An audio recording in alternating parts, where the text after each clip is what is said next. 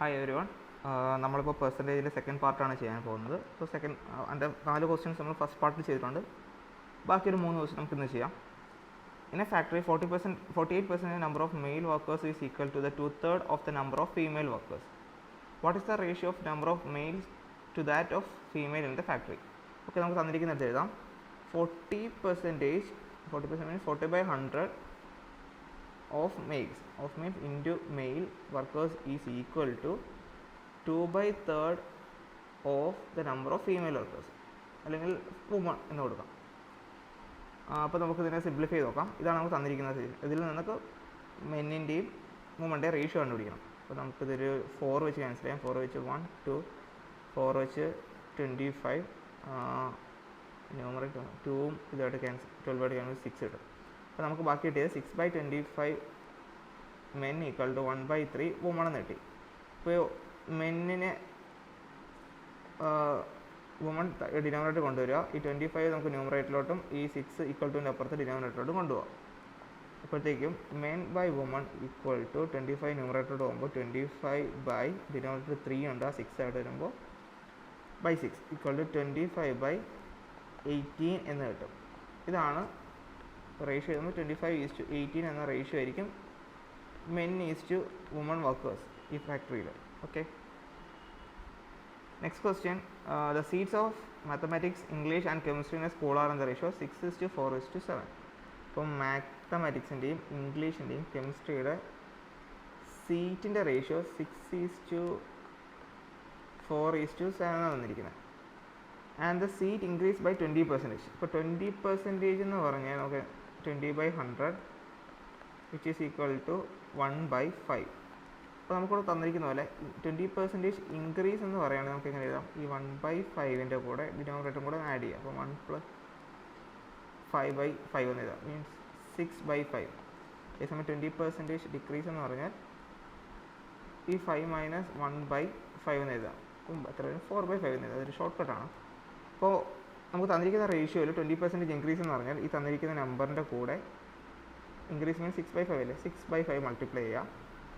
അപ്പോൾ രണ്ടാമത് തന്നിരിക്കുന്ന 4ൻ്റെ കൂടെ 40% എത്രയാണ്? 40/100 ഈക്വൽ ടു 2/5 ആണ്. ഇൻക്രീസ് ആകുമ്പോൾ 7/5 എന്ന് കിട്ടും. 5 + 2 7/5 ഇൻറ്റു 7/5. ഇവിടെ എത്ര വരും?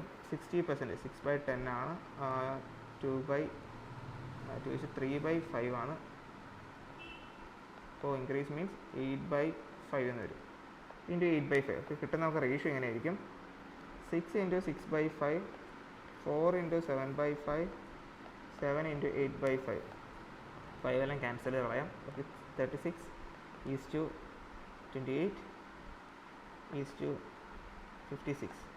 സിംപ്ലിഫൈ ചെയ്യുമ്പോൾ 2h1 8, 2h1 4, 2h2 8, വീണ്ടും 2h9, 2h7, 2h14. ഇപ്പോൾ നമുക്ക് കിട്ടുന്ന റേഷ്യോ 9:7:14 എന്നതായിരിക്കും നമുക്ക് കിട്ടുന്ന റേഷ്യോ, ആ ഇൻക്രീസ് ആയിട്ടുള്ള സീറ്റ്സിൻ്റെ റേഷ്യോ. ഓക്കെ, അടുത്ത question. In an examination a candidate had to sit for 3 papers A, B, C.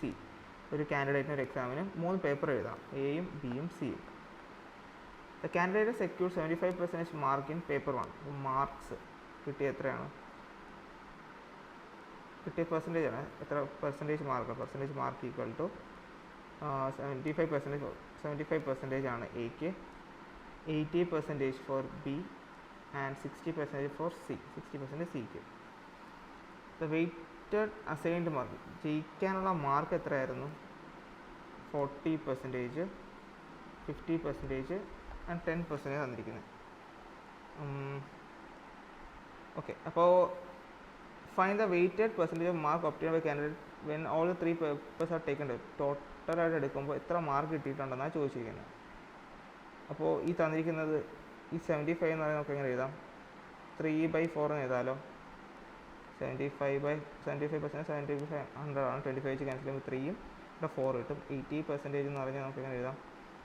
Keralam 2h4 2h5 into 4/5.